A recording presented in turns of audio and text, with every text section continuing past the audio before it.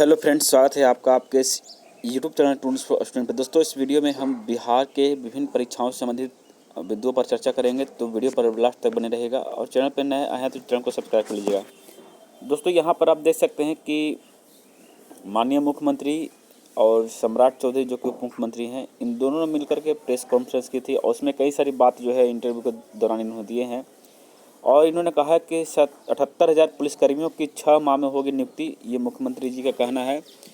तो ठीक है, पुलिसकर्मियों की और दरोगा की बहाली जल्द आएगी, और जो भी इससे पोस्ट के लिए तैयारी कर रहे हैं उनके लिए बड़ी अच्छी खबर है। देखिए, यहाँ पे सारा डिटेल दिया गया है, इसके ऊपर ज़्यादा चर्चा नहीं करेंगे। बस यही कहेंगे कि 1239 नवनियुक्त जो पुलिस अवर निरीक्षक हैं, यानी कि एसआई में जिनका सिलेक्शन हुआ, उसमें से 3 ट्रांसजेंडर भी हैं और इनका जो है सिलेक्शन हुआ। टोटल 1275 पोस्ट के लिए भर्ती आई थी, लेकिन कुछ लोगों ने जो है लगभग 30 से 35 लोग इसमें ज्वाइन नहीं किए। ठीक है, अब यहाँ पर एक खबर जो है वो मैं आपको बताने वाला हूँ कि ये क्या खबर सही दिख रही है आपको।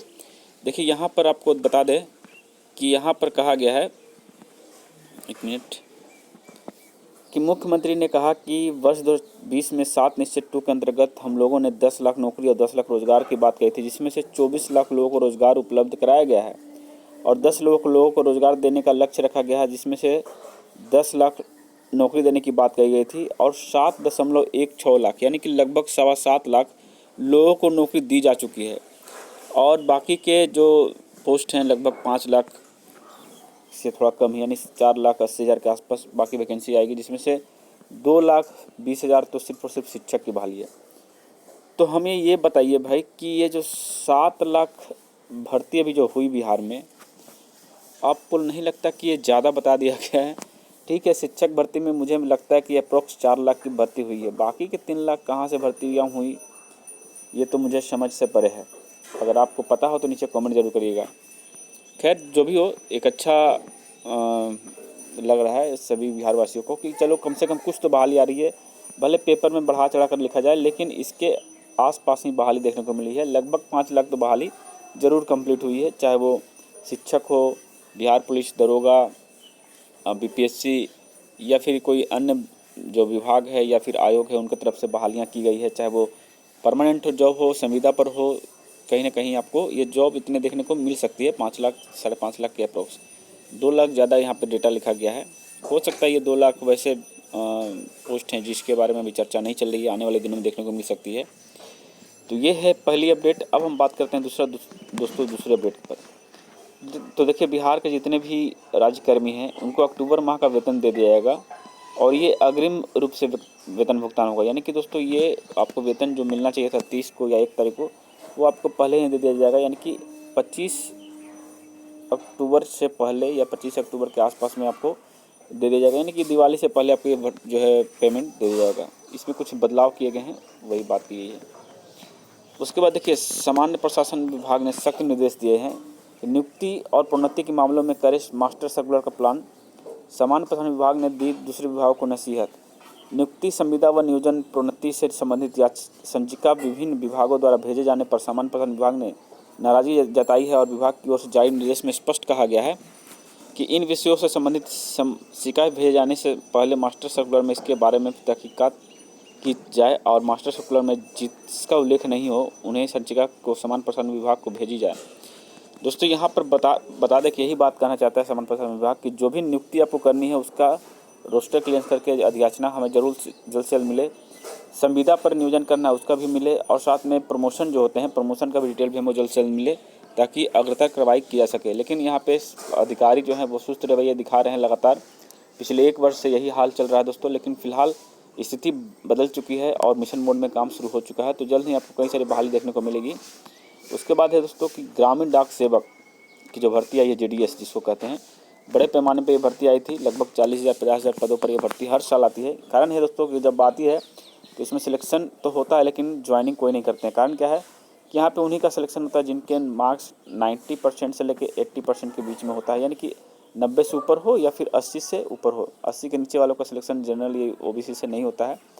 ये माध्यमिक में जिनके मार्क्स होते हैं। अब जब माध्यमिक में इतने मार्क्स लाएंगे तो कौन बैठा रहेगा? ठीक है, पोस्ट जो फॉर्म जो है वो भर तो देते हैं, लेकिन जब अंदर जाते हैं पता चलता है कि इनमें 10,000 12,000 रुपये महीने मिलेगा तो ये काम छोड़ के भाग आते हैं। ठीक है, इनके गार्जियन इनको जॉब करने नहीं देते। बहुत ही मजबूरी वाले स्टूडेंट हैं जिनका कहीं सिलेक्शन नहीं हुआ है, वही लोग इसमें ज्वाइन करते हैं।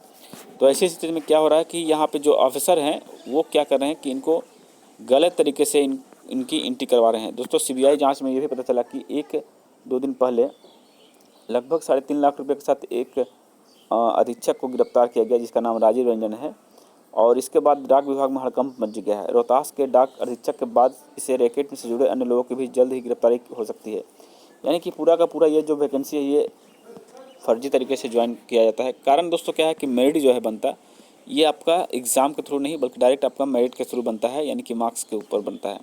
मेरा मानना है कि जीडीएस की भर्ती में थोड़ा सा बदलाव किया जाए, वेतन को मिनिमम वेतन को 18,000 रुपया किया जाए जो कि लेवल 1 के हिसाब से देखा जा सकता है, और साथ में इनको डीए वगैरह का भी जो सुविधा दिया जाए, और ये वैकेंसी जो है डायरेक्ट आपका एग्ज़ाम लेवल पर किया जाए, चाहे वो सीबीटी के माध्यम से हो या फिर ऑफलाइन के माध्यम से हो, लेकिन ये एग्ज़ाम बेसिस पे हो, ज़्यादा बेहतर होगा। फालतू की बहाली निकालने से अच्छा है, या फिर इतना बहाली निकालने की ज़रूरत नहीं है, डायरेक्ट आप भर्ती कर लीजिए।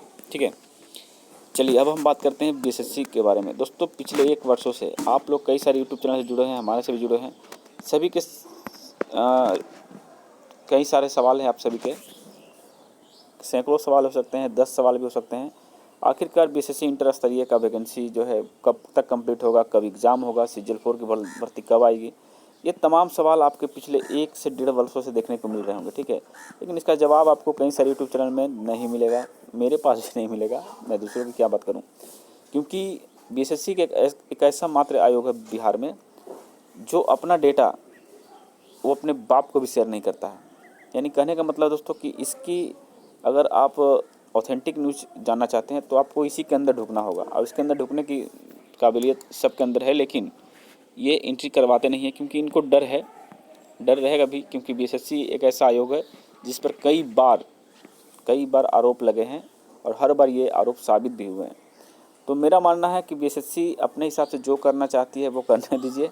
बस यही समझ लीजिए कि आपका काम था फॉर्म भरना, आपने फॉर्म भर दीजिए, एग्ज़ाम की तैयारी आप करते रहिए। एग्ज़ाम जब भी हो, एक बात समझ लीजिए, एक बार अगर पीटी सफलतापूर्वक हो गया तो पीटी सफलतापूर्वक हो गया और इसका रिजल्ट सफलतापूर्वक आ जाता है तो उसके बाद मेंस और टाइपिंग वगैरह में टाइम नहीं लेंगे, मेरिट में भी टाइम नहीं लेंगे। मेन एग्ज़ाम आपका पीटी का ही होता है। बीएसएससी का सबसे बड़ा दिक्कत है पीटी एग्ज़ाम कंडक्ट करवाने में। ठीक है, तो मेरा मानना है दोस्तों कि एग्ज़ाम तो आपका होगा, जैसा कि देख सकते हैं कि आपका 25 नवंबर से लेकर के 26 दिसंबर तक लगातार एग्ज़ाम चलेंगे, वो भी आपका रेलवे का। ठीक है, रेलवे का एग्ज़ाम है, तो रेलवे के एग्ज़ाम के बीच में ऑनलाइन एग्ज़ाम तो करवा नहीं सकते क्योंकि टीसीएस के सारे सेंटर बुक रहेंगे।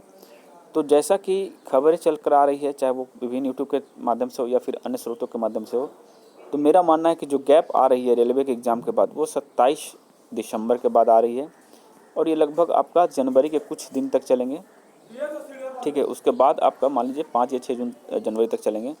उसके बाद फिर जनवरी में कुछ एग्ज़ाम्स रेलवे के भी कांस्टेबल के हैं, और फिर बीच में लगभग 15 से 20 दिनों का गैप जनवरी महीने में, या फिर 10 से 15 दिन का गैप जनवरी महीने में देखने को मिलेगा, जिसमें रेलवे का एग्ज़ाम एक भी नहीं है। ठीक है, उसके बाद पूरा फरवरी खाली है। तो फरवरी तो मानते हैं कि टीसीएस वो एग्ज़ाम करवाएगी आपका जीडी का।